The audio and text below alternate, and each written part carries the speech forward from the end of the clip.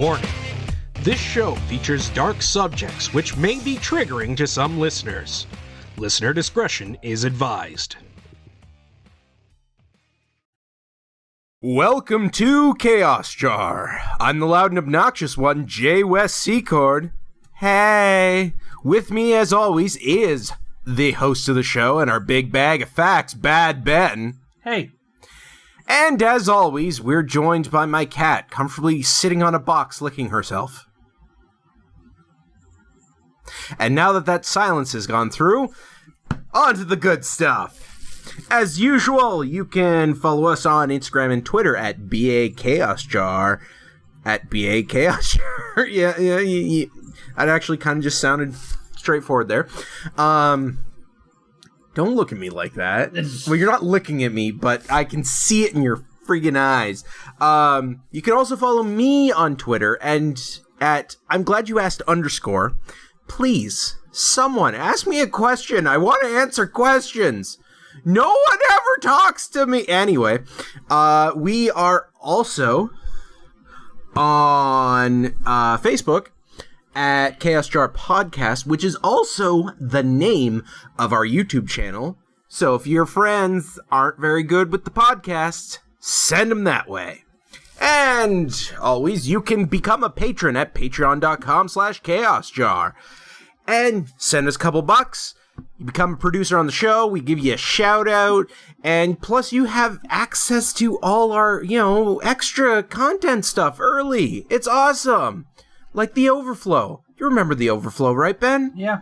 Yeah. Shut up. This is my part. Anyway, with all that being said, you can find it all in the show notes below. I assume it's below. I never actually know where the notes are in terms of where you're watching this or listening to this. They could be on the side, they could be above, they could be below. Yeah, but they're all in the show notes, regardless. And so, now that that's all being said, what's going in the jar today? We're talking about Edmund Kemper. All right, let's back to my credits. No, I'm just kidding. Go ahead. So, we're going to go to December 18th, 1948. Edmund Emil Kemper III is born in Burbank, California. His father is Edmund Kemper Jr., and his mother is Clarnell Strandberg. I love that they took a name of Edmund Kemper and put it down three lines. Right. Because that just feels like a name you have to keep passing on. Sorry, I was laughing too much at my cat attacking your arm. And you just trying to subtly move it out of the way as she kept jumping. Sorry. Anyway, yes, 3 lines of Edmunds. Yep. So, it was Edmund, right? Yeah, Edmund. Okay. Edmund Kemper. Edmund Emil Kemper III. Oh, like tea. Yeah, like tea. That was all not squished together. That was not intentional, but okay. Yeah, I see what you're saying. So,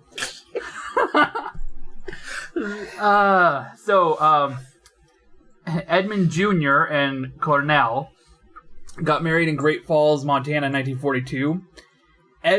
So Edmund, his father, was in the Army. He was actually a World War II veteran. Then they ended up moving to California not too long after getting married. According to some sources. Other sources say they lived in Montana when they got, they just went to Montana, not, they didn't move from Montana. They lived in California, but then went and got married in Montana for whatever reason. Maybe they misread it, and they got married at a Montana's. In California. Could you imagine? Yeah.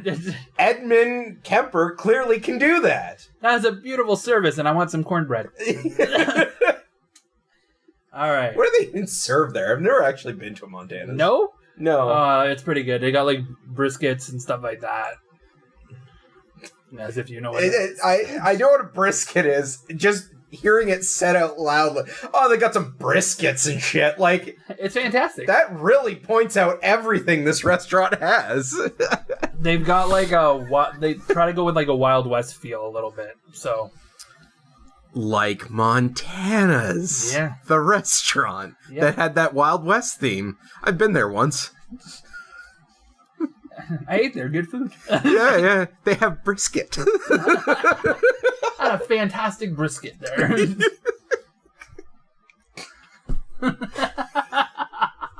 Please keep going. They're at a T though. Yeah, they're. All right. Let's hold back on those inside jokes. They're not gonna get this. Yeah, no, they're not. So, the couple when Ed the Third was born, they already had one daughter named Susan, and she was born 5 years before Edmund in 1943. And then not too long afterwards, they had another daughter in 1951 named Alin. I guess an Alin. Alin Lee. I think it just Alin. Alan. Alan. Or this is my daughter, Alan. you said it like the raptor in Jurassic Park. Alan. I think you're right. I think it's Alin. Yeah. So Susan would grow up and have a happy marriage, raise a family, basically just live a very good life in Montana. She'd have 2 sons, Donald and Roy, and a daughter, Christy, and ended up with 7 grandchildren, not passing the Edmund name down. Okay, you want to know something funny? My aunt's name is Lynn, and my dad's name is Donald. Wow. If I hear any more of the Secord family name line, I'm gonna freak out. Well then, so Susan does die in 2014, and she's referenced with only one other surviving family member, and Edmund is not mentioned in it. So Alin is still out there. She hasn't really done a lot of interviews. You can't really track her down. There's not a lot of knowledge based on her, and I don't blame her after we find out what happens with Is she still around? She's still alive. Oh, okay. So what time frame are we looking at with their ages at this point? Well, she's born in 1950. So Edmund was born in 1948. So he'd be in his 70s, almost 80. It's 2021. Yes, I know. Not to date us, but so he'd be 73. Did you pull out a fucking calculator? Listen, I don't have the time for the math right now. But you have you could have just said, "Shut up, Wes." And so the little sister Alin would be 70 right now. Okay. So, later on, interviews would talk about Edmund, and you'd find Susan and Alin talking about basically how they think Ed is a good person who did bad things instead of him just being a bad person. So you get conflicting reports because a lot of people just hear this and think that he did bad things, and that's what he is that he's just psychotic. Well, I am definitely in that camp right now, as somehow that was your prelude. Yes, I know. So, he was actually... So when Edmund was born, he was massive. He was 13 pounds at birth. I'm not gonna lie. I think that's how I was. Yeah, you think so? I was... No, legit. I was a Buddha baby. I was the size of a 6-month-old when I was born, so... Yeah, I was a fat kid. Yeah. I don't know what happened. Well, according to the average birth weight for a newborn baby, it's about 8 pounds. So 13 pounds is fairly large. Yeah. No, but all jokes aside, that's how big I was when I was born. And I do look like the Chinese Happy Buddha in my baby pictures. Well, Ed grows up to be a very, very large man. Well, just like me. He's a fair amount taller than us, too. Oh my god, I relate so much with him. I hope he's not a bad person. Well, when Ed is 4, so he's already a good foot taller than most kids his own age. So he's always towering over people. And at this age, it also when he started to emerge with these dark fantasies that he had about killing his mother. He'd cut the heads off of his sister's dolls, and even talk these girls into playing a game with him he called Gas Chamber. It's a game where he would have his sisters blindfold him, lead him to a chair, where he pretended to writhe in agony until he dies. He also had another game that he called Electric Chair, which was very similar to the Gas Chamber game. So, I think I used to play both those as a kid. Yeah, you think so? Yeah. No, I remember. I relate a lot to this guy. Let's hope not. I really hope he doesn't turn out to be some, like, horrible person, like a serial killer or a Bigfoot. Like, that would really suck. Bigfoot is Sager's cousin. Yeah? And I don't want to be associated with him. He's gonna get his lawyer to fly over here and give us. There's gonna be subpoenas. Yeah, that's the part where this joke goes. Not the fact that Sagra's my roommate and I don't want to be associated with Bigfoot. I didn't associate a lot with my roommate. Oh, clearly. So, when he was in 2nd grade, he'd actually sneak out of the house, and he'd have an old army bayonet from his dad's collection, and he would go to his 2nd grade teacher's house and watch her through the windows and fantasize about killing her. This is the type of individual we're talking about today. So, like, was the bayonet, like, just taken off of the gun and he's just holding it like, I don't know, like a knife or a sword or something? Yeah. I guess it'd be about, like, dagger size for a kid that age. Yeah. Especially at that 2nd grade. Yeah. Yeah, it'd be the equivalence of, like, the your Hobbits. Arm, you could probably slide it on your arm. Yeah. Like, it would be the equivalent of, like, Sting with the Hobbits there. Like, it's supposed to be a giant's knife, and for them it's just like, no, this is a sword! Yeah. Apparently they're all Mickey Mouse as well. I love that you've taken the Shire and turned it into Disneyland. It's a small world after all. That's because hobbits are short. It's a small world. So in 1957, he's 10 at this time. He starts to kill pets. So he actually kills the family pet first. He buried the family cat alive. Oh. And then once it was dead, he cut it. He digs the corpse up and cuts the head off. Then puts it on the end of a spike. Yui, don't listen. That's my cat's name. So then he parades around with his head in an odd, like, I guess, ritual. Oh. And so then he just continues to do this. One of the reasons he chose the cat was because the cat was very, like, it was his mom's cat, and she was very close to it, so he absolutely hated his mother. He absolutely hates her to this day.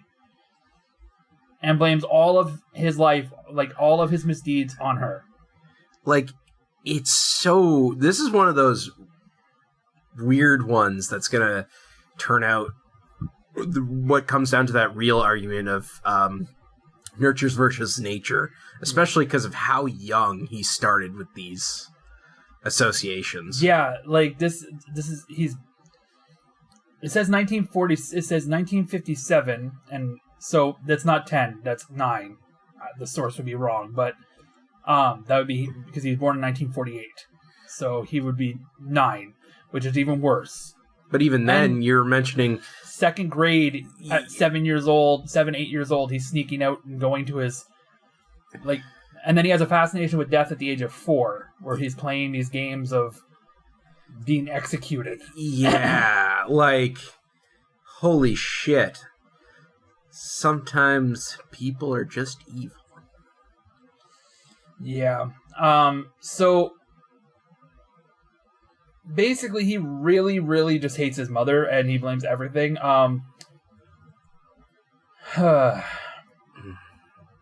Clarnell kind of pushes his dad out of the picture.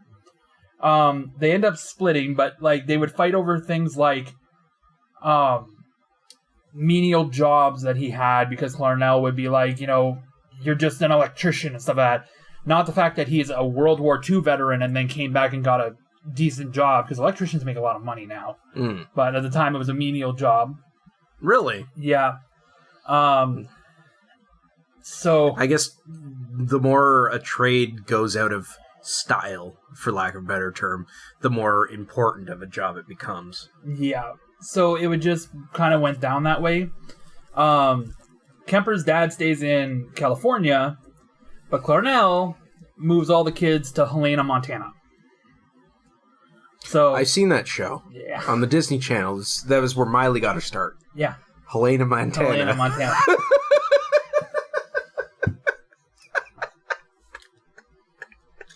Anyways, this completely devastates Ed. So he grows an even more dysfunctional relationship with his mother, because I'm guessing that now that she doesn't have his dad to pick on. So first of all, he's very close to his dad, so now his dad is no longer in the picture. So he's already hating her for the little things, and now she's driven dad away and taking us away from him. And then he's the only male left, and she really seems to have, according to his interviews, she really seems to have this hatred of men. So she just starts to really belittle him. She really abuses him. And he actually says that she was a neurotic and very domineering woman, and she had a lot of alcoholism behind her. So now, was this, like, this comes from the words of Ed himself, right? Mm-hmm. Now, I have a quote from him. The question is there a problem with unreliable narrator and stuff like that, especially if he hated her so much? That's where it always falls kind of like offside a little bit, because he's so adamant that she was terrible, and anytime that the sisters or anything that, or anybody has spoken about her, they have said that she was a very strong, independent woman, but they don't say that they got ever a sense that she was like as terrible as he's saying. So either she really hit it well, or he's using it as he's taking these strong attributes as a thing. But like I said, I do have a quote. He said in an interview that she was a, quote, sick, angry, very sad woman. I hated her. I watched the alcohol increase. I watched her socialite drop off. I watched her get bizarre. She had a terrible life with my father. I'm a constant reminder of that failure, end quote. So he feels like she picked on him after the divorce because, well, you're just like your father. So 1961, he is now 13, and he kills another cat. He kills his mom. You said that so nonchalantly. Yeah, he kills his mom's cat. He wasn't the last one his mom's cat too? Yeah, he kills his mom's cat again. Takes a machete, slices off the top of its skull while holding onto its legs so it couldn't run away, and then he showered in its blood. And then I hope that trigger warning was showing up at the beginning as usual. Wasn't expecting deep, complex. You know what? I should, because we've gone through this several times. A bunch of times. Yeah, you know what? Just keep talking about the blood showers and everything. Yeah. So at this point he's over 6 feet tall already, and he's over 200 pounds. So he's 13 years old and he's over 6 feet tall. Jesus Christ! Like, I'm 6 feet tall. Like, Yeah, I'm 5'10", 5'8", depending on how bad my scoliosis is. So,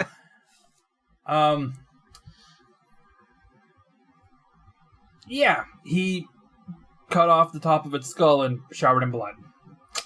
And he is actually starting to really hate women at this point as well. Yeah, that seems like the obvious direction if you hate your mother that much. So he was actually attracted to one of his female teachers, and his sisters would tease him and ask why he doesn't try to kiss her, and she replied, if I kiss her, I'd have to kill her first.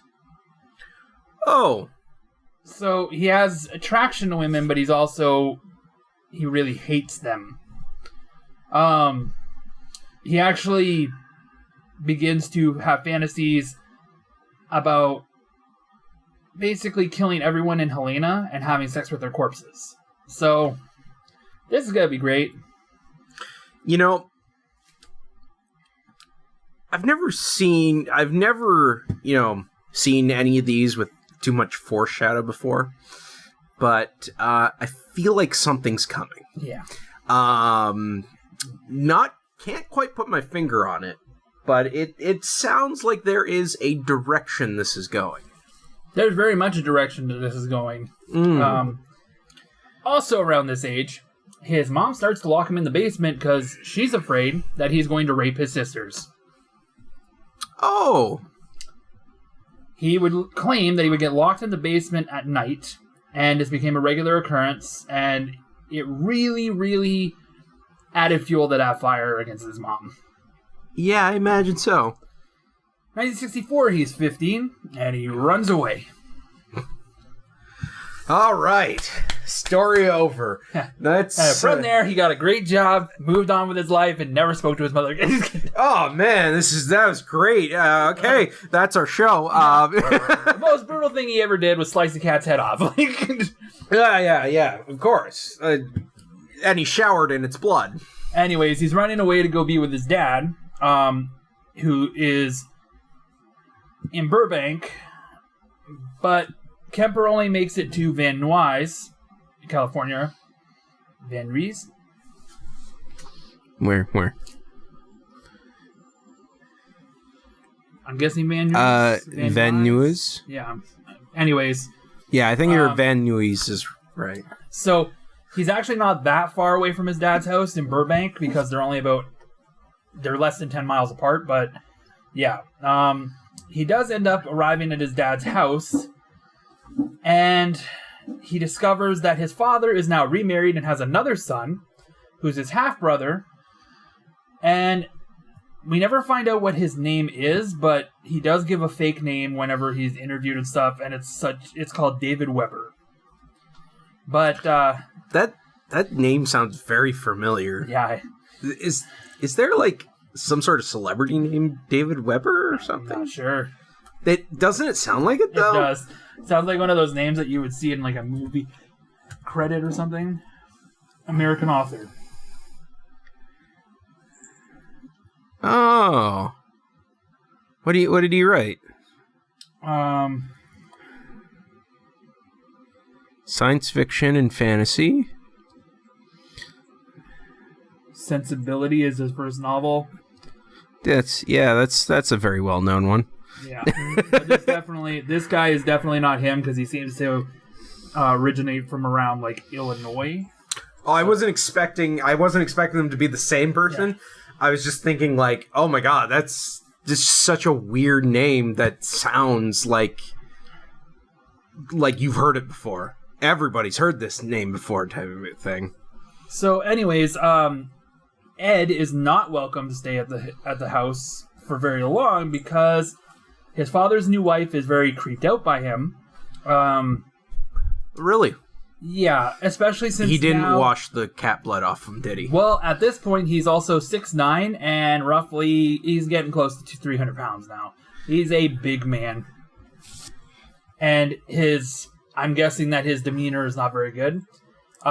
He sounds like he's like a literal version of the human blob from X-Men. Well, basically, Kemper would say that, quote, would say that his dad, quote, didn't want me around because I upset his second wife. My presence gave her migraine headaches, end quote. I love the fact that his dad probably tried to put it gently to him that, we don't really want to hear because you really give her some migraine headaches.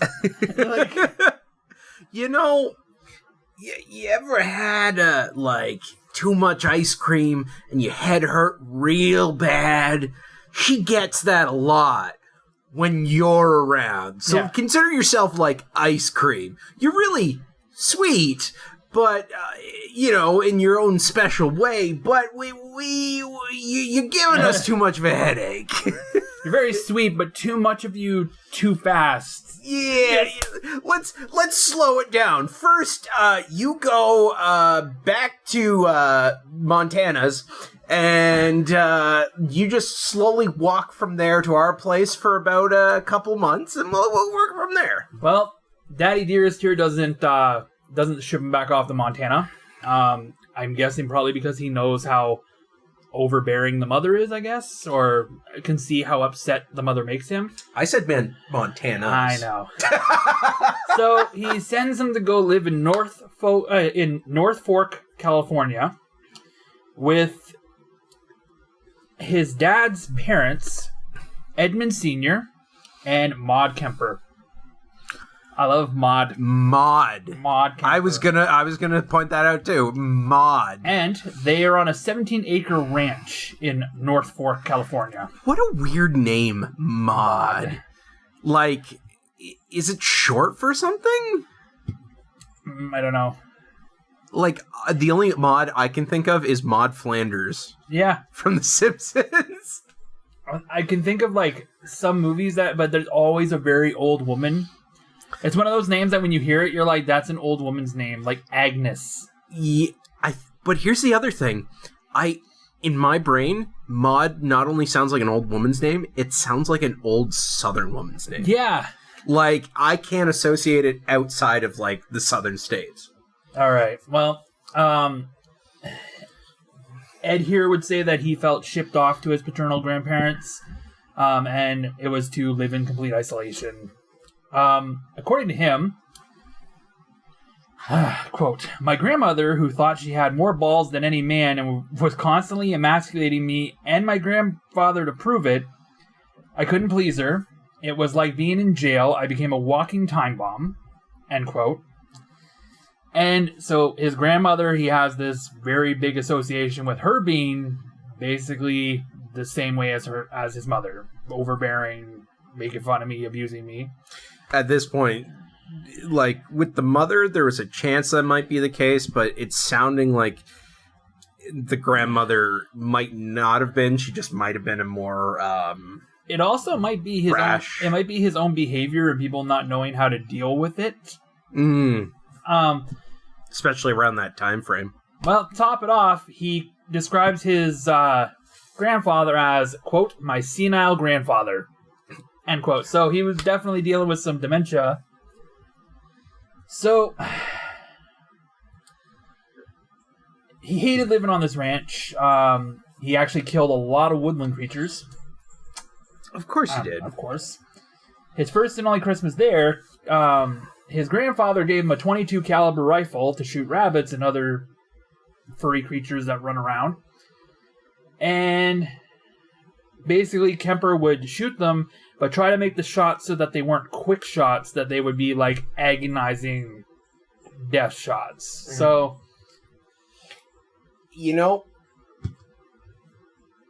Kemper sounds like, not to really put spoilers out there, but this is like textbook serial killer. Yeah, it really is. It's really hard not to look at it in any other light. Well, this brings us to August 27th, 1964. I'm glad you brought that up. Yeah. Segue! Kemper goes into the kitchen while his 66-year-old grandma is sitting at the table and she's typing on a typewriter. And he shoots her 3 times in the back of the head. That seems excessive. He did it for this reason, quote, just to see what it felt like, end quote. To make sure that he ended this job, Kemper also stabbed his dead grandmother with a kitchen knife a few times. What? Quote, I didn't think she was dead, and I didn't want her to suffer, end quote. I'm sorry, I said that was excessive way too early. Yeah. Jesus Christ. Like, well, he didn't think the first shot would do it. He shot her 3 times with a .22 caliber rifle in the back of the head. Didn't think it would do it. So let me just finish this, okay? He shot her in the back of the head. Didn't think one shot would do it, so he shot her 3 times. And then he was like, no, that didn't do it. So he stabbed her a couple hundred times. Well, I've seen horror movies, you know, the villain always survives long. Jesus. Anyways, it gets worse because there's still a 72-year-old grandfather to deal with. He was out and about in his car, and he pulls up. Kemper has been waiting for him. So Edmund Sr. here, he shows up, and he sees his grandson, and he waves and smiles. And his grandson waves and smiles, and his grandpa goes and starts to grab some of the packages from the town. And while he was bent down in the car, Kemper shot him in the back of the head. He 3 said, times? No, just once. He said that, quote, because I didn't want him to see what I had done, end quote. He then hid his grandfather's body in the closet, and he basically waited for somebody to come and find them. Whoa, wait a second. He thought that 3 shots to the back of the head for his grandmother would not do it, so he had to stab her multiple times. But just 1 shot to the back of his grandfather's head was enough. There is a moment where you have to go, okay, someone pissed you off. So a psychiatrist that later interviewed him would say he said he didn't want his grandfather to suffer knowing that his wife was dead. His grandpa has dementia. Come on. Yeah. Also, who's letting the grandpa with dementia drive into town with a car? Come back. Yeah. Part of me is like, I don't think his grandpa had dementia. Like, who claimed he had dementia? Is Kemper. Kemper did. Mm. He also said that he didn't want his grandpa to be mad at him when he found out what he had did. And that's exactly how I said when he found out what I did. Okay. So you're not answering my question is, why was 1 bullet enough for the grandfather? This goes back to that horror movie thing, right? Yeah. Jesus. No, I think it's exactly that. He was super angry with his grandmother. Yeah. I don't think... who knows? It's very clear there was it was a claim of, because I wanted to, but at the same time, it's like, no, you put in the extra effort. I also love that he hid the grandpa's body in the closet. Like... So, he starts to get paranoid right away.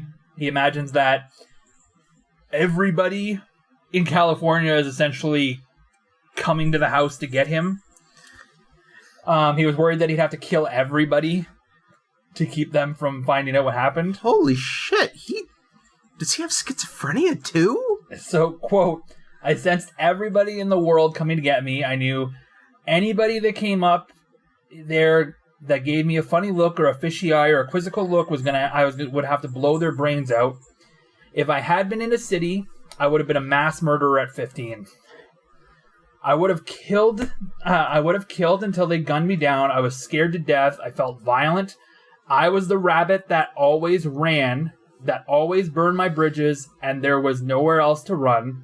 My back hit that wall, and I came out screaming and kicking and shooting, and I was raging inside. End quote. First of all, That quote right there, I was the rabbit. He makes himself seem like he's the small victim. He's a small, defenseless creature, and these people are all coming after him. Meanwhile, he's 6'9", 300 pounds. Like, and he's claiming about how he would have to, if he was in a city, he would become a mass killer. Like, the rabbit doesn't become a mass killer. The rabbit just hops to the next corner after jumping past the first predator. So, the paranoia and these emotions eventually get to him. So he calls his mom, he's crying, and he confesses what he did. He calls his mom. He hates his mom! Like, so Clarnell advised him to call the police, and so he did, and he waited patiently on the front porch for the police to show up. He's arrested, and he went a barrage of psychiatric tests, and this is when they find out that he has a near-genius IQ of 136 when he's first tested, and then 145 on the second test. Jesus. He... What's the average get? I think it's like... Oh, fuck. I want to say it's somewhere, like, in the 90s. The average IQ in the United States is 98. Ah, called it. Yeah, so very high IQs are above 130. So, he's also diagnosed with paranoid schizophrenia. You called it. You know, when you live with it enough, you learn. So he's placed in Atascadero, Atascadero State Hospital for the criminally insane. So it's close to Los Angeles. It's like in between Los Angeles and San Francisco. And it's still active to today. So it's not one of those asylums that, you know, in the 1960s where they did terrible tests and then closed it down and whatever else. It's more modern. In which case, it's not an asylum, it's an institution. Yeah, it's an actual, like, they actually try to treat your mental health. Yeah. He was patient B524453, and there's about 1,600 other murderers and sex offenders here. And that's about all the information you can really get off of it, because you don't really know what he was sentenced for because he was a juvenile at the time, so they seal all the records. The staff at the institution found him both smart and very personable. He was really well liked. He got a lot of privileges that others didn't have. Dr. William Schanberger, he said that Ed was a bright fellow, and that was obvious when you were talking to him. He was kind of a model patient. He also spent a lot of the time here, because he had all these privileges, he would actually do a lot of, like, looking into how psychiatric evaluations work and all that kind of stuff. One of the jobs that he actually ended up holding there was head of the psychological testing lab at age 19 and working directly under the hospital's chief psychologist. Ed would say, quote, "I felt I definitely could have done a lot of good there, helping people return to the streets. I could have fit in there quicker than anybody else. After all, I grew up there. That used to be like my home. Basically, I was born there, you know. I have a lot of fond memories of the place," end quote.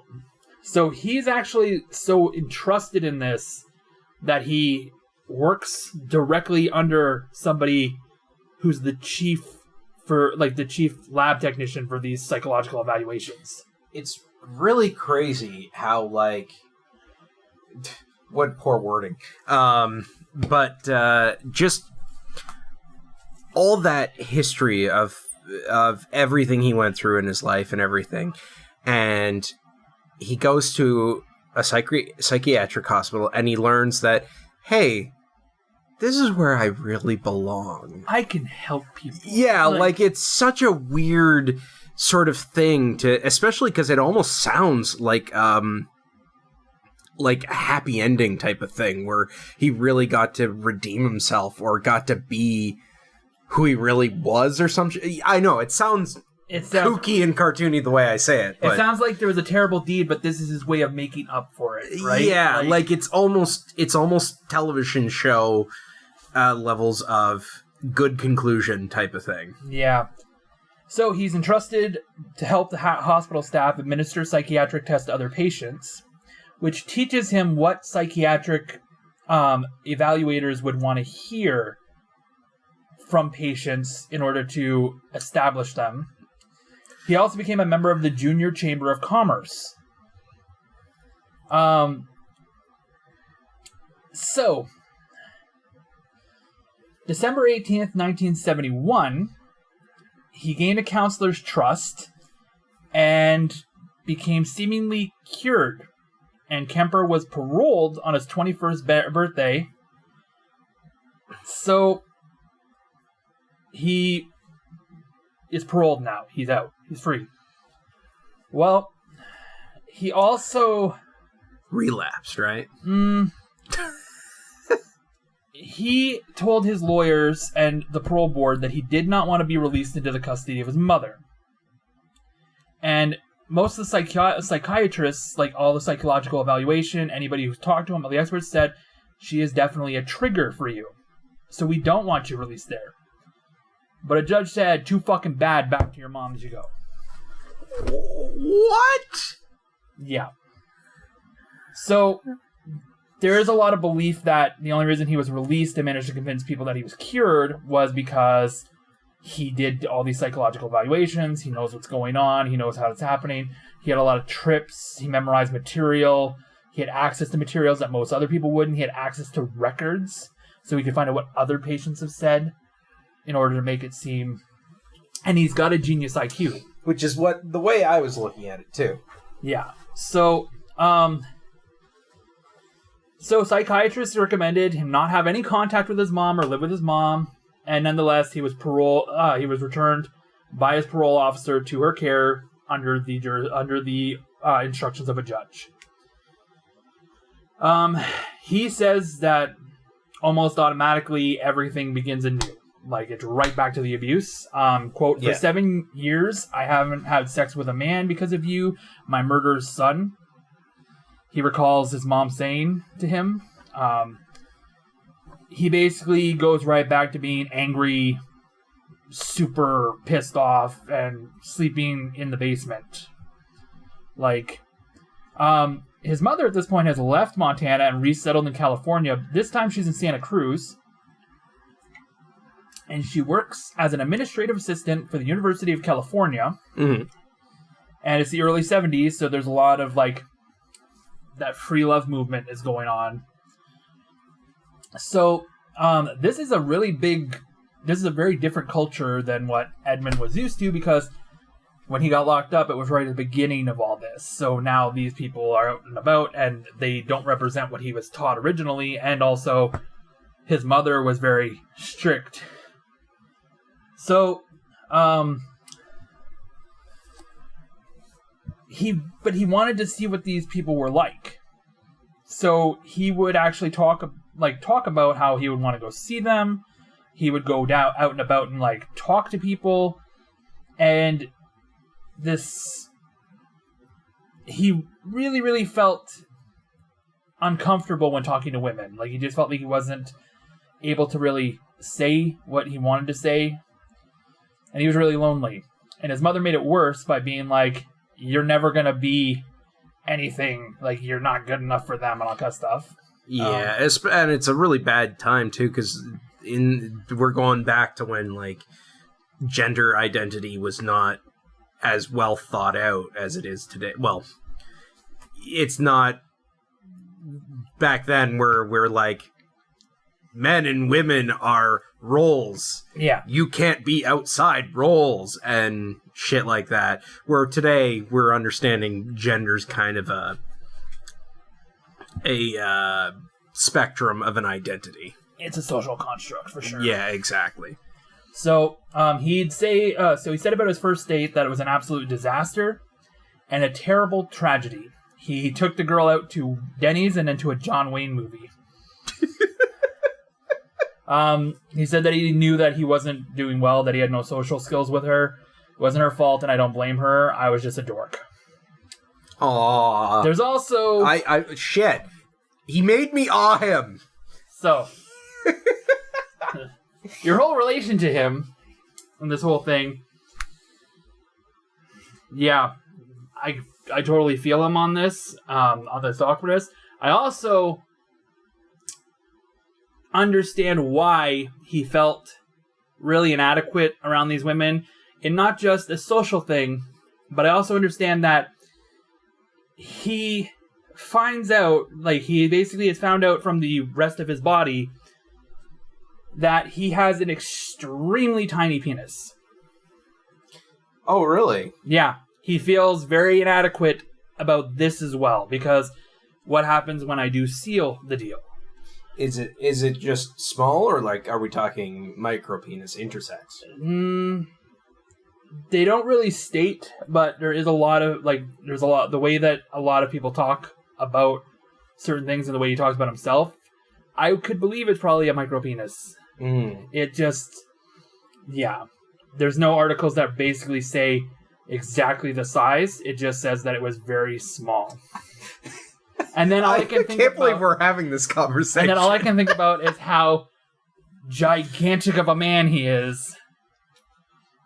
Like, I honestly, you lose a bunch of pounds, you gain inches. That's the one thing I've learned, and that is exactly why I have not seen my penis in a couple of years. All right then. So, stop saying things that relate to me. So, no social skills, been locked up in a psychiatric thing, really hates women, but also really curious about the women.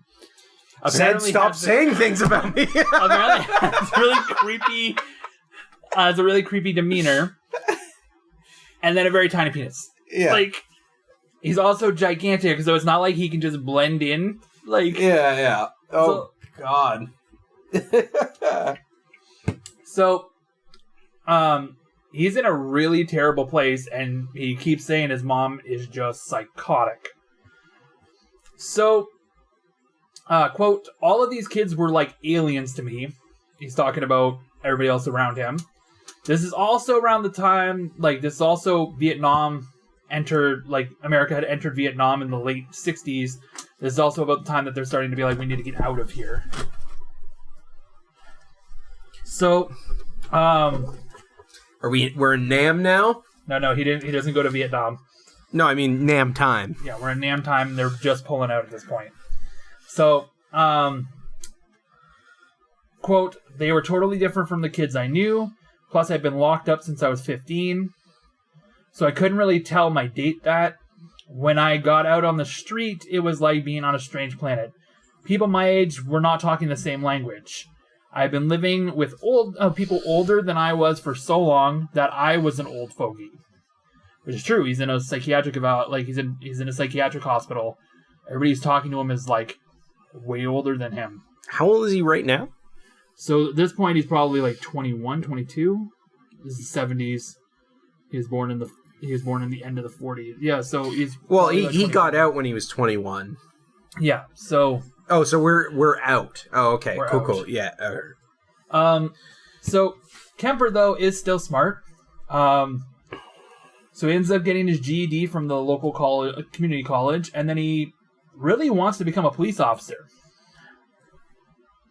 His juvenile record is sealed, so this couldn't be used against him to deter anybody from hiring him on as a police officer.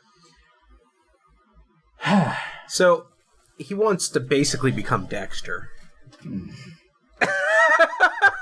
It's funny because I got a case about Dexter that we'll do at some point. Oh, really? Yeah. Like the actual TV show and everything? It has something to do with Dexter. You'll find out. And It's funny because the subject is Canadian. So, oh man, we really revel about Canadian content here in Canada Town, USA. Totally. Canadian content. Like, so the reason he's rejected from becoming a police officer isn't because of his record, because that's sealed. It's not because of his demeanor. It's not because they don't think that he's not up to snuff for like the physicality. It's because he's too tall and it would cost too much to make the uniform for him. Oh, I was thinking it had to do with size, not the direction I thought it was going. He was rejected because he's too tall. What, wasn't there something similar like that? Mine is colorblind. Oh, right, colorblindness. So, but he's too goddamn tall. Jeez. Because of this, he can't join the police force. He's still really sad about that, but he does end up like kind of hanging out with them at like a bar. We'll talk about that in a minute. So what he does is he lands a job at the California Division of Highways as a road construction flagman. So one of the guys that basically turns the sign around. Oh, is that what they're called? Yeah. I never knew that. He also did other things on the site because he's such a big, strong guy. So don't sound so in love with him. I know. Oh, he's so big and strong. He's able to shoot somebody's head off. And it took 3 shots to kill that old lady. 3 shots and some stabbings. So he saves up some money. I don't know why I shouldn't be laughing about that. So he saves up some money, buys himself a motorcycle, and then crashes said motorcycle, giving him a head injury, which head injuries are very common amongst serial killers. Now, the way you stated that, you almost make it sound like he crashed on purpose. No. It was an accident. Yes, but he did crash his bike and got a head injury not long after purchasing it. So he actually had a settlement from this motorcycle crash. It allowed him to purchase a yellow 1969 Ford Galaxy. And so at this time, we're still in the time when people are hitchhiking. And so a lot of these college girls are hitchhiking. And Kemper actually likes to give them rides. Quote, I traveled a lot because I'd been locked up for 5.5 years, so I was driving around. Driving around was a way to demonstrate that freedom. It was a way to get the cobwebs out of me. So she had actually made so his mom had actually given him a university staff parking sticker for easier campus access. And she would keep telling him to leave the co-eds alone, but she gave him access to the university in a weird way. She would tell him over and over again that he was never going to attract the pretty co-eds at the school and to just stay away from them. But then give him a fucking sticker to get, like... It is very interesting, because I'm sure some of this account of the bad things she says is still from Kemper. Well, quote, my mother works at the university, and my mother wouldn't introduce me to any of the young ladies at the university because I'm like my father, and I don't deserve to know any of these young ladies.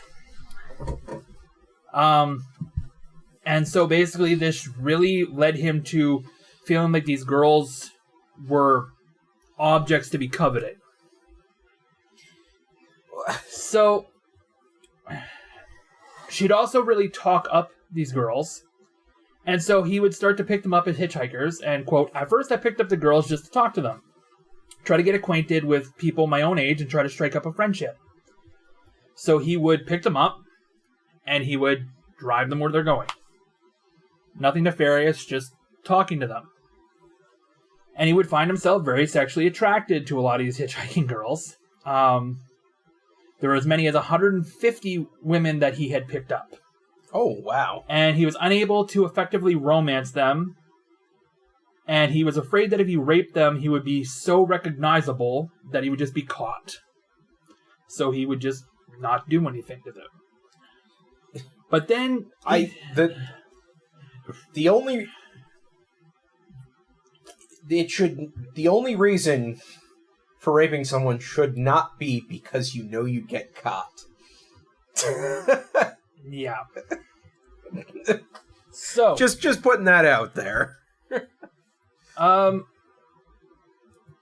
At this point, it's early 1972, and he's a few months after being released from the state hospital. So he purchases his car and packs his car with items that he feels he's going to need from driving around and getting these hitchhikers. And, quote, I saw a lot of people out there and I picked up anybody who wanted a ride. He was actually friends with police officers at a local bar, and he would hang out with them and find out about certain investigations and try to feel like one of the boys. So, he had managed to get a pair of handcuffs from a police officer buddy of his. And, quote, that was a nice sigh there. I'm picking up young women, and I'm going a little further each time.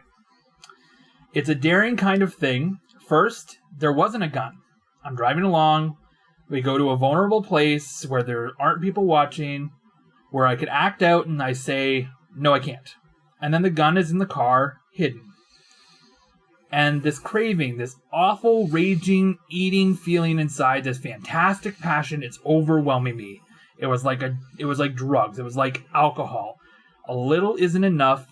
At first, it is, but as you adjust, you need more and more and more.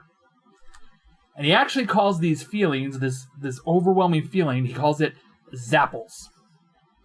He would say that things would get his zapples going. Like the Zapple facts. I don't know what that is. It's a Snapples joke. Okay. But that joke aside, and I there's something interesting about it's daring, and at first there was no gun. Yeah. What direction does the gun come in? So at first there's no gun, and then there's a gun hidden. Yeah. And the zapples are getting worse and worse, and so he starts to fill that back of his car with things like plastic bags, a gun, knives, blankets, and then he starts to carry around those handcuffs that his buddy gave him. Oh, did he explain why he chose the word zapples? He just calls it zapples. He calls them little zapples. Yeah. He never really explains where he got the name. Just, it's something he put into his mind, and that was what this urge is called. And that is a Zapple fact. Wow. So, May 7th, 1972, Kemper picked up two 18-year-old Fresno State students that were hitchhiking. And they were studying in Berkeley, California. Mary Ann Pesci and Anita Mary Luchessa. So, Pesci is described as 5'1". She's wearing a maroon sweatshirt and faded blue jeans. She has blue eyes and dark hair. And Luchessa is also, I don't think that's the name. Luchessa? Where is it? Luchessa. No, I think that's right. Okay, she was also 5'1", a blonde with gold rimmed glasses, wearing a white t-shirt beneath denim bib overalls. They're both 18, and they get into his car. And he had learned how to make people feel safe in his large presence from being around these police officers, because they would give him tips on how to make him seem friendly. So he might not be able to relate to them on a personable level, but he's also been picking people up and practicing these tips that the cops are giving him on how to get information out of them and how to make them feel better and how to make them feel like they're in a secure environment. And he hasn't done anything to anybody yet. So he's really just pushing the limits to see what he can do and how far he can push things before somebody gets suspicious. How is no one... Oh, God, the 70s. Fucking... Someone would have been like, well, he murdered his family, has a super genius, and he went through all the psychological training. Should we trust him with things? Yeah, he's a nice guy. So, quote, they're not going to get in your car if they can see you from half a block away drooling. he says this in an interview. He's basically like, if you look over eager, they're not going to want to fucking get in the car. So, he basically had combined a specific pair of glasses that he would wear for himself to make himself seem more upstanding too, because glasses make you seem more sophisticated, and never helped me. It erased some of Marianne's apprehension. Quote, she was a haughty young girl, stuck up, a valley girl. She was playing Little Miss Distant with me. She had hitchhiked through Europe. She'd done it in the United States, and she was good at it. She didn't want to get in the car. But her roommate, Anita, she was more open, and after asking Kemper where he was headed, jumped in the front seat. So they're both hitchhiking, so, well, I guess she's there, and he doesn't look that intimidating, so I guess... He's got glasses on. Yeah, he just seems like he's like a real Clark Kent. And I bet you any money, he's probably like, well, I'm going this way, so if you guys want or not, I don't care. Fuck, like, I have things to do. Like, yeah. So, Mary got in the back seat, but according to Kemper, she kept a really close eye on him as they were driving. So, Anita is far more flirty, but Kemper is super attracted to Marianne. So as much as this one is really into him a little bit, or pretending to be into him, probably for this whole ride and maybe to see if she can get some extra favors out of him or something. Yeah. He's more into the girl in the back that is apprehensive of him. Well, which I think that makes sense. It's very a mommy issue circumstance. Who does he want to target? The more independent women who are going to treat him shitty. Quote, Anita at one point gave me a sexy little look, and I smiled back at her, but I saw for what it was. It was an 18-year-old just feeling her oats, but I was getting caught up in the girl in the backseat. She had pretty blue eyes and a beautiful black hair, end quote. So as they're watching each other through the rearview mirror, so she's watching him and he's watching her, Kemper is putting together a plan, and he manages to get these two young ladies into a remote area, turns his car off, and pulls out his gun. Oh. So they're, of course, no match for him. He's massive. He's got a gun. And nobody is a match for him. Oh, fuck, man. Like, even The Rock couldn't get out of the situation. Especially if he has a gun. Like... Which he doesn't need. Yeah. So, he's also jimmied the doors to prevent them from opening from the inside. I thought you were... for a second there, I thought you were bringing up some crime guy who deals with locks. He jimmied the doors. He brought in Jimmy the doors to keep the women in. He pulled out his gun, and then Jimmy the door showed up. And closed the doors. So, according to the police report and taped confessions, Kemper began this by tying up Anita at gunpoint, forcing her into the trunk. Then he turned his attention to Marianne, intending to rape her, but even after he had taken her clothes off, he was unable to do this. He had no sexual experience, and he was inept. This made him go into a super huge rage about his penis not wanting to be a part of this. So, of course, instead of blaming himself because this act, he does what a lot of other killers do and begins stabbing her with a knife that he purchased at a pawn shop. Did he shoot her in the head 3 times first? No.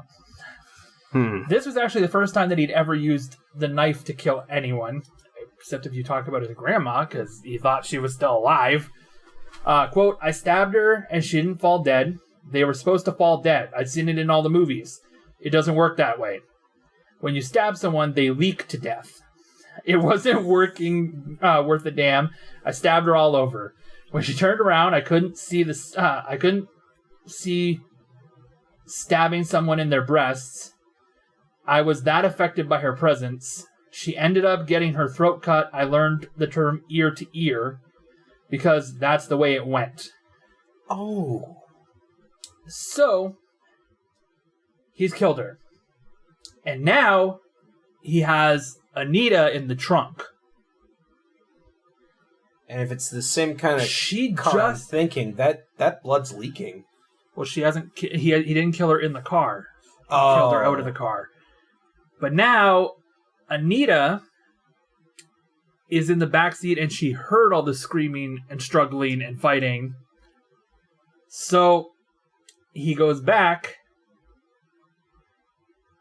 and she has her hands handcuffed behind her back, because that's how he threw her in the trunk. Right. Quote, "I'd just gone through the horrible experience with her roommate, and I was in shock because of it. I was walking back to the car thinking, I can't let her go. Everyone's going to know. She sees the blood on my hands and says, 'What are you doing?' And I said, 'Your friend got smart with me. She got really smart with me, and I hit her. I think I broke her nose. You better come help.'" So Anita begins crawling out of the trunk, and Kemper grabs that pawn shop knife and, quote, "When I attacked her, at first she didn't know what was happening. So she just fell back into the trunk from her injuries, like just dead from her injuries, and he slams the trunk shut. So he takes a moment, and he realizes that he has to put Marianne in the trunk as well. So what he's hoping to do is he has, at this point, moved out of his mom's house temporarily. And he has an apartment in Alameda? Where is it? Alameda? Alameda. Guess so. Anyways, so he's hoping to sneak the girls' bodies into the apartment. So on his way to his place, he is stopped by a police officer. He has a broken taillight. So he nonchalantly talks to this officer, and he said had the police officer asked to search his vehicle, he would have killed him. So basically he already realizes that if the police officer decides he's going to search the vehicle, I gotta kill this officer now. But instead he just gets a warning. The solution is always going to be murder, isn't it? At this point. Basically. He says, "I was really quite struck by the personality of Anita." And he really liked the reverence that was there. And in a way, it epitomized him. It what? It epitomized what drove him. The epitome. Oh, okay, yeah. Yeah. Jeez, I was just not ready for that word. Yeah. This is what I mean. He's so ingenious and yet so off-put, I guess. I can honestly say I'm off-put. So, Kemper arrives back at his apartment, and he waited till dark. Then he brings both bodies up, decapitates them, places their heads in plastic trash bags, and then he cuts their bodies into pieces in the bathtub. There's so many quotes about how he does this shit. Let's not read all of them. Yeah, let's get out of this. But pick some of the fun ones. He then took photos of each piece as he removed it and masturbated throughout this activity. Oh my god! So he saves the heads as trophies and actually uses them for sexual acts. What? Yeah. So, do you really want to know? Because this is... I mean, yes, because it's our show. All right. Trigger. Trigger warning. So, the head obviously has a mouth. Oh, I knew how he was doing it. But he also found that if he used the other end of the head, that it felt good as well. Oh. So he would basically fuck their esophagus. Oh. You know, I honestly, when you said end, I was honestly thinking that the other 4 orifices of the head would work with his tiny penis. Very possible, but most interviews he basically says that he went after their esophagus and he would just put the head on it and go. Anyways. Why did you hold it like a fleshlight? I don't know. He just put the head on it and it's like... Anyways, he returns the body. So he just one-handed too. Well, he's massive. It just he palms it like a basketball. Yeah. God. Can you imagine? I am sorry we made jokes about that. That should not have been funny. This is so uncomfortable. But yeah.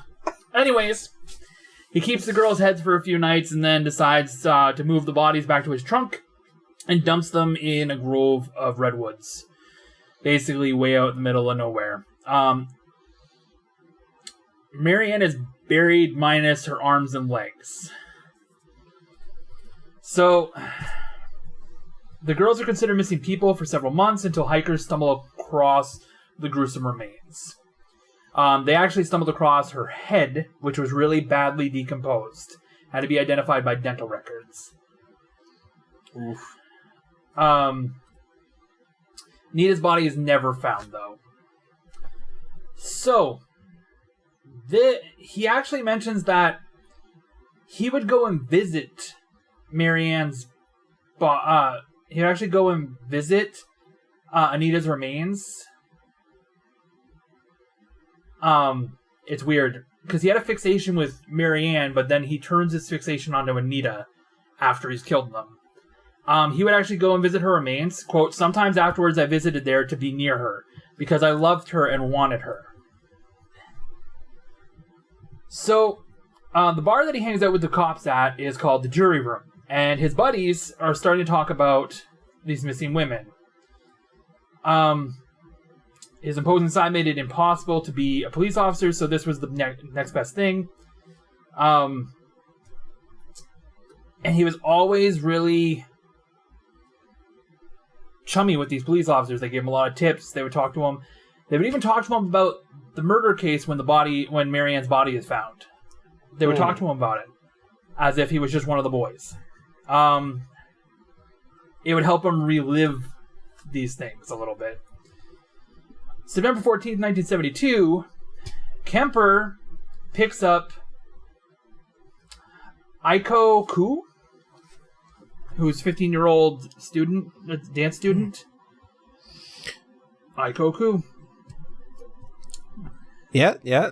So he picked her up while she was hitchhiking after she missed her bus. She was on her way to dance class, and the night before Ku was to leave for this, for like the St. Louis World Trade Fair to perform Korean ballet, she and her mother had put the finishing touches on her costume, and her mother was concerned about the trip and basically if she was going to miss her bus, and warned her, don't hitch a ride. Don't hitchhike. Right. She missed her bus. And so she hitchhiked. And she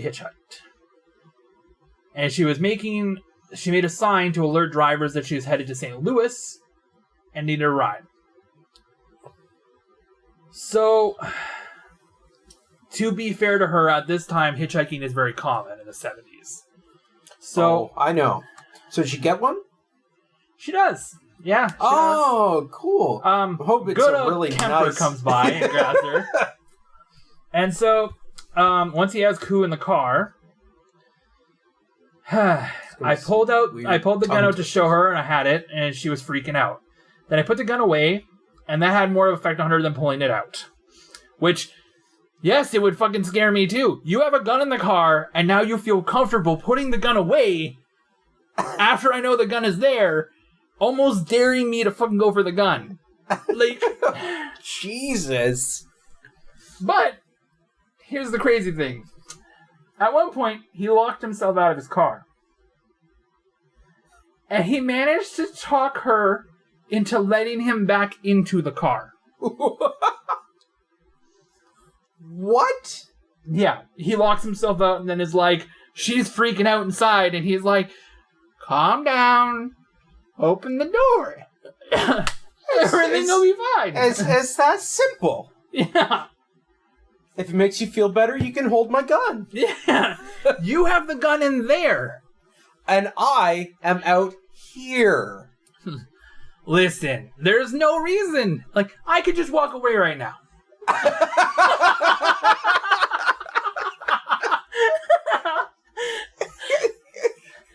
I can't imagine what situation or how he would have managed to talk her.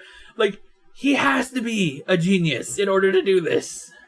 But anyways, after she lets him back in, he taped her mouth shut, pinched her nostrils together until she blacked out.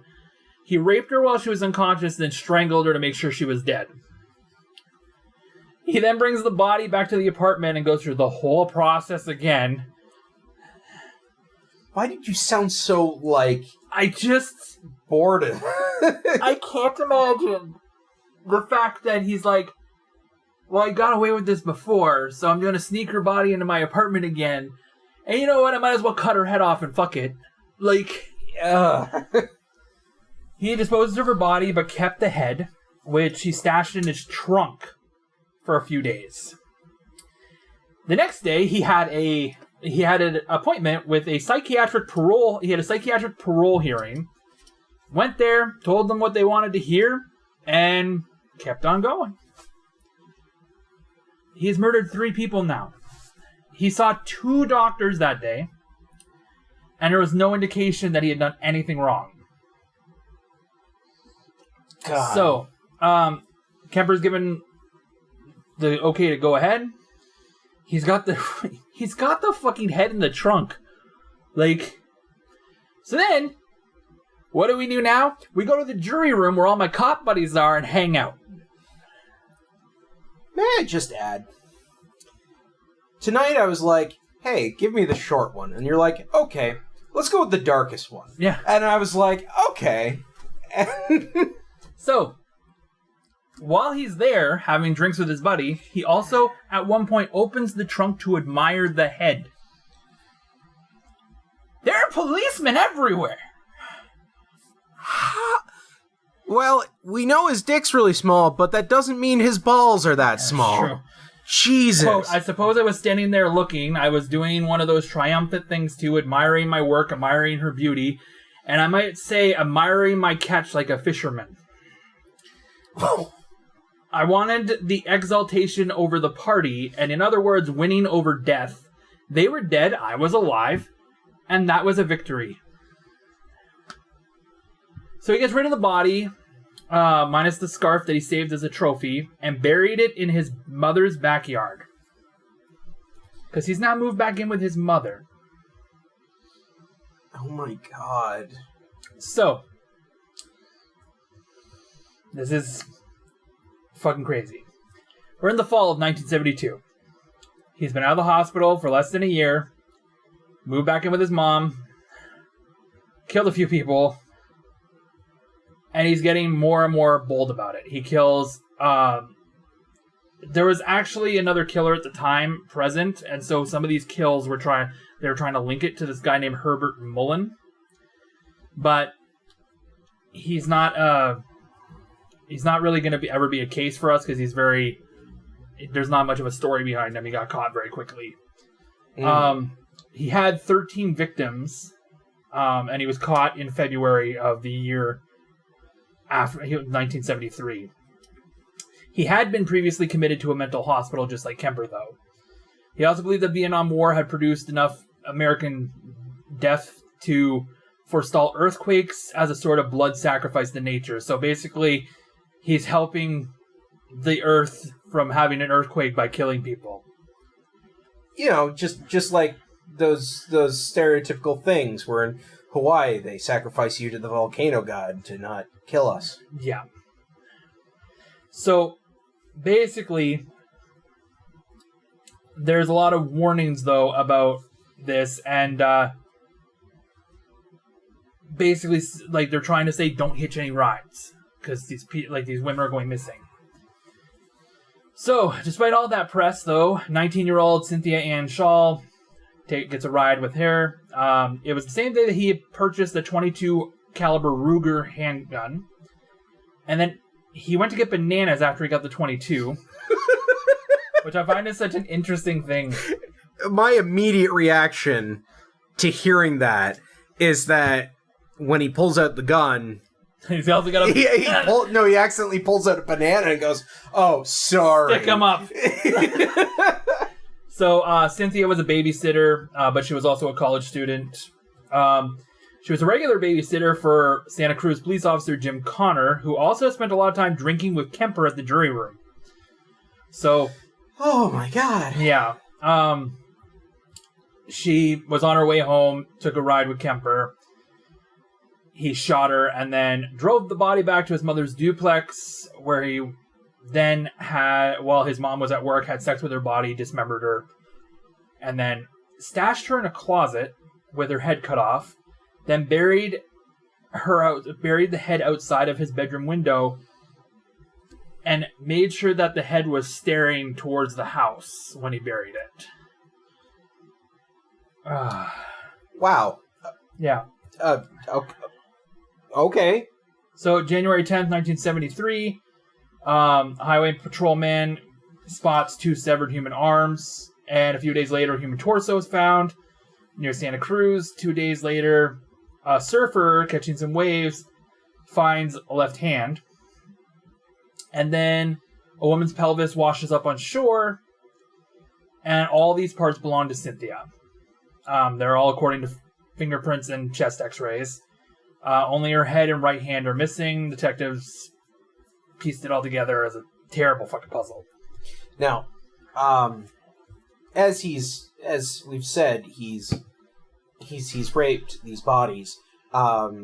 Is this before they could do the DNA analysis and whatnot? DNA is still a ways off from here. Yeah, okay.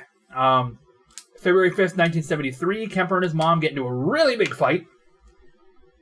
And he heads out and basically is looking for someone to kill. He basically knew that he was looking for somebody, and this was always kind of a pattern. He would get into a fight with his mom, and this would set his zapples off, and then be like, okay, well, time to go and get this out of the way. 2 students stayed late at the university. They missed their buses, and they decided to take a ride with Kemper, 22-year-old Rosalind Thorpe. She was on her way back to her apartment, but she spent too much time at the library. She gets in the car, and Kemper basically does what he does. The 2 were driving a few blocks before Kemper noticed Alice Liu, and she had also spent too much time at the library, so he slowed the car down. Rosalind's already in the front seat, so she climbed into the back seat because, well, if this girl trusts him, then obviously he must, Right, that's how it works. Yeah. So, they drive down this road. They even remarked how beautiful the view was when he was driving down this road that's not anywhere near their fucking apartments. He maneuvered his gun from near his foot to his lap. He picked it up and quickly pulled the trigger, shooting Rosalind, who slumped over in the passenger side, and then in the back seat, Alice is freaking the fuck out. And I had to fire through her hands. She was moving around, and I missed twice. Then he finally hits her, but she wasn't dead yet, so he shot her again. Oh. So, yeah.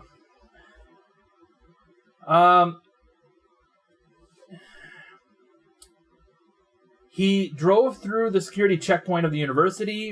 His parking sticker made his story pretty plausible that these girls were drunk and he was taking them back to their dorm. Instead, he took them back to his mom's house. He took Alice's body inside, had sex with it, then Rosalind's, in order to remove the bullet from her head to reduce the risk of being detected, and then dismembered and beheaded both girls. Basically, this is just a pattern. It's just continuing on.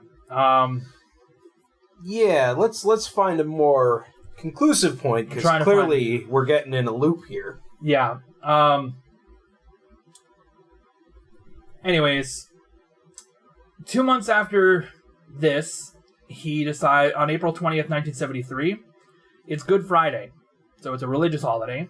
Kemper worked half a day and then came home, and he had begun at the beginning of the week planning for his mom's death. So he came home late and stopped in her bedroom and let her know that he was home, and he was actually hoping that she would say something nice, because if she said something nice, he felt that it would be a sign that he needs to stop. He shouldn't murder her. Instead, she said, "Oh my God! Now I suppose you're going to want to stay up and talk all night." So, well, fortunately for her, that wasn't what he was hoping to do. Nope. He went back to. He left her room, went to his own room, and laid awake for a couple hours, just really going over this again. Usually she'd apologize the next day, but this time that wasn't happening. Kemper, before the sun was up, went into her room, battered her to death with a claw hammer. I walled her in there with a hammer, caved in the side of her head, and cut her throat. He then beheaded her. Oh, fuck. Trigger warning. And after using her head in his favorite fashion, placed it ceremoniously on the mantle and used it as a dartboard.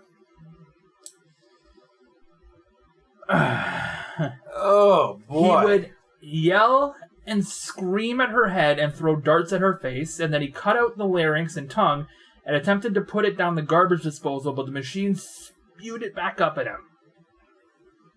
So, quote, "That seemed appropriate as much as she'd bitched and screamed and yelled at me for so many years," end quote. I love that he's like, yeah, of course I couldn't get rid of her fucking double tongue, like... It just slapped me in the face. He said, quote, "Even though she was dead, she was still bitching at me and I couldn't get her to shut up." So to take his mind off this, he headed to the bar, tossed back a few more drinks, and then he heads home, and he decided that, you know what, he's still angry about this, so he needs to kill somebody else. So he goes to his mother's best friend, 59-year-old Sally Hallett, and he incites her over for dinner, and she came over. So it's the next night. Yeah. She comes over for dinner. I came up behind her and crooked my arm around her neck. I squeezed and I just lifted her off the floor. She hung there for a moment. I didn't realize she was dead. I had broken her neck and her head was just wobbling around with the bones of her neck disconnected in the skin sac of her neck. End quote. He spent the night fulfilling his necrophilic fantasies and then drove away from the bloody scene in her car. He left behind a note for the police. Approximately 5:15 a.m. Saturday, no need for her to suffer anymore at the hands of this murderous butcher. It was quick, asleep, the way I wanted it, not sloppy and incomplete, gents. Just a lack of time. I got things to do. So now he's on the run. And he begins downing caffeine pills, ditches the car in Nevada, rents a green Chevy Impala, and drives to Pueblo, Colorado. I almost said Colorado. On April 23rd, so he's only been gone for a couple days, he pulled over and called the Santa Cruz Police Department from a telephone booth and confessed to murdering his mother. The police were surprised to receive a phone call from him. Edmund Kemper is 24 years old at this point. The police thought he was joking. They knew him, like he's a good guy, like he hung out with them and stuff like that. Kemper then calls back after they pass it off as a prank, and Jim Connor, who had the babysitter, he took the call, and he, quote, "Knowing Ed, I got on the phone and we started talking, and I could tell something wasn't right. He hadn't had any sleep. He said he had done something really bad. He said that he had killed his mother and a friend of hers, and said that they were at his house." End quote. So Connor kept Kemper on the phone and sent officers to the mother's house, and they find the grisly scene. They found Kemper's mother and her middle-aged best friend in a closet, so he had put them in a closet. What is with him in fucking closets? I was just about to bring that up. He really, skeletons in the closet? Yeah. It really is weird. It's weird choice. It's weird how it's almost childlike, like hide it in the closet kind of thing. So your parents don't find it type of thing. Yeah, I can see that, actually. So,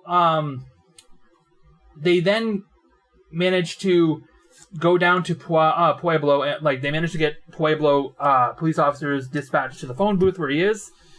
And the first officer to reach Kemper was warned about his size. He is 6'9", 280 pounds. Kemper, who was, quote, big enough to beat a mountain lion with a switch, offered no resistance to his arrest and came out of the phone booth with his arms in front of him, prepared to be handcuffed. Just gave himself up. I guess at that point, he was asked. So he was the person he really wanted to murder the whole time was his mom, and once that was done, he was like, you know what? I'm a shitty person. I'm done. He immediately goes into he doesn't even take the option of being silent. He just said everything. So they travel from Colorado back to California. He sits in the back seat. He's shackled. Spends the night in the local jail, and then during the day they even stopped for lunch at a local drive-in restaurant. And he spots two women who walked by the car, causing Kemper to violent because they were so attractive, and it was he just, I guess, maybe guilt. So they impounded his battered yellow Ford, and they found human hair, blonde, brunette, some ammunition, bullets that he had failed to extract from the interior when he shot people inside his car. Just a whole grisly scene. Is violent a verb? I guess so. All the bodies that they found for this were within 20 miles of his mother's apartment. So that's just how he did it. So from there, he is indicted, 8 counts of first-degree murder. He tried to commit suicide twice while in custody, surviving both. His trial went ahead October 23rd, 1973. He said that he ate parts of his victim, but later recanted this and admitted that he only said it to try and get an insanity verdict. November 1st, he took the stand, testified that he killed the women because he wanted them for myself, like possessions. Attempted to convince the jury that he was insane. Said that it was basically like blacking out. So, I'm not a bad guy. I don't remember doing these things. So the 6-man, 6-woman jury convened for 5 hours and declared him sane and guilty on all counts. He asked for the death penalty, requesting death by torture. However, there was a memorandum placed in the capital punishment by the Supreme Court at the time, so there was a whole point where you could not get a death penalty in the United States at all. So he was sentenced to 7 years. He received 7 years to life for each count. I find that really weird. Each count could be 7 years. So 8 of these, that's still a long time, or life. But that means that he could 24 years old, he could still possibly get out and be okay. Wasn't life used to be just 25 years? In Canada and the UK, it's 25 years, and then you're up for a hearing, and they determine whether or not you are still a danger. Oh, okay. In 1979, Kemper was up for parole, but he didn't get it. So, at the moment, he sits in a he basically has become prison didn't do well for him, even though he was large. He was actually part of the mine hunter thing. He was interviewed a bunch of times by FBI profilers and so on like that. Oh. Mindhunter actually shows a depiction of him, which is actually a very good depiction, even to the point where he's taught, like, he actually the Edmund Kemper on there quotes Edmund Kemper from real life when he's talking to the profiler, and he actually says outright, the guards here would react slowly. He's like, I could kill you in this moment, and they wouldn't be able to get to me before you breathe your last breath. And he says this, and then starts to laugh, and then goes back to joking with the guy. Because he's not... So anyways, he ends up being taken to a psychiatric hospital eventually, and now he's in his 70s, and he's still alive. He still gives interviews, he still believes that he could be rehabilitated, but he doesn't believe he's ever going to get out. He doesn't have that. He's just still very much talkative person, still tries to blame his mother for all of his misdeeds. But that gets a little less credible as time goes on, because sometimes when he's quoted, he has misconstruing stories. Yeah, I had a feeling about that. Yeah. Is that it? That's it. Jesus. Oh, boy. I don't know how, but we occasionally just get these really dark stories, and it's really hard to be humorous. And then somehow we are, but then I feel bad about it. Yeah.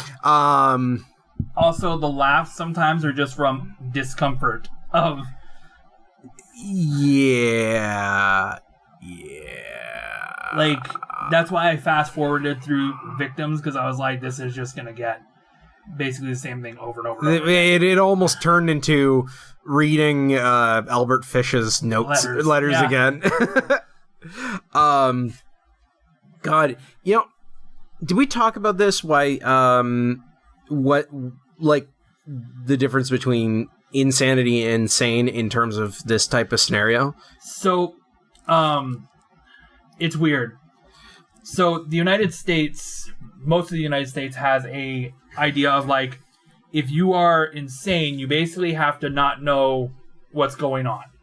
You basically have to know what day of the week it is, barely realize you're even in fucking court, or what they want to prove is that you didn't know in that moment of the crime what was right or wrong. And normally that's outweighed by the fact that, for instance, he tried to hide the bodies. Yeah. And so to me, what I think got him... So he never got the insanity plea. It just eventually he did get brought into a psychiatric hospital because he just worked his way through the system to make it better for him. Yeah. The reason I'm asking was just more like... Because clearly this person is insane, but not by this legal definition. You can be crazy, but you're not... So... If you're... but it only counts if you're unaware of what you're doing. You're still... You're criminally crazy. You know what you're doing is wrong. You know that if you get caught, it's going to be a punishment. So you do things to not get caught. So you are well aware of the difference between right and wrong. However, if you didn't know the difference between right and wrong, well then you're more... Again, Canada and the UK and some other countries have it not as an insanity plea. It's called not criminally responsible, which means that at that moment, you weren't responsible enough to know that this is a criminal thing. That, you know what, that terminology makes a lot more sense to me. Yeah. But in the United States, it's very, like, all of the United States, it's very much, they try to look for whether or not you knew what you were doing. And they'll look for arguments about why you knew what you were doing. Yeah. So he is very much a deranged person, but he was well aware of what he was doing. And that's how they look at it. Okay. So, yeah, just their choice of sanity or insanity just sounded weird to me. Yeah. When you take into consideration, no, he's not really sane, but he definitely was very aware of what he was doing. And, like, these are only the victims that they know of. I'm certain there's a ton of other victims that they were unaware of. Like, I know, I'm sure there are plenty I'm not aware of because you didn't read the whole list because we were going into a loop. Well, we only got 8 counts, so that's only 8 confirmed kills. But I named off 7. I skipped 1. Oh, so you could have skipped way more. Yeah, but yeah, so he definitely thought to have more victims. That's for sure. Well, I'm going to leave that at our close. And just remind everybody, as usual, to like, comment, subscribe, hit that little notification bell, rate and review, do a little dance, make a little love, get down tonight. And you can follow us on Instagram and Twitter at BA Chaos Jar. You can follow me on Twitter at I'm Glad You Asked _ You can also follow us on Facebook at Chaos Jar Podcast, which is also the name of our YouTube channel. You can also become a patron on patreon.com/chaosjar. Throw us a little money. We'd like that. Please? And all of that in the show notes, plus more. No, actually, I think that's just it. That's it. But that's our show, and have a good night, and avoid hitchhiking.